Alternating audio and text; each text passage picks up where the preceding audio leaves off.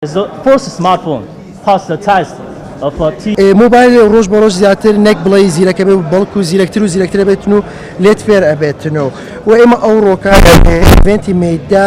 و مەیدە پرۆ دەردەکەین بە چیپسێتی ئای زیرەکی دەستکردا و هەروان ناسراوە کە زنجیرەی هەواوی مید بە 4000 میلی ئەمپێر پاتری نووسراوە بە تایبەتمەندی سوپەر چارجینگ کە لە ماوەی 10 خولێک دەتوانیت 120 بارگایت بۆ بگرێتە لە هەمان کاتدا ئێمە سرتیفکەیتمان هەیە لە کۆمپانیای TUV ئەڵمانی کە ئەم مۆبایلە بۆ ماوەی 2 ساڵ گرنتیت پێیا بە هیچ شێوەیەک ناتەقێتن و زیانی نابێتن بۆ بەکارهێنەرەکانی لە ڕووی بارگاویکردندا.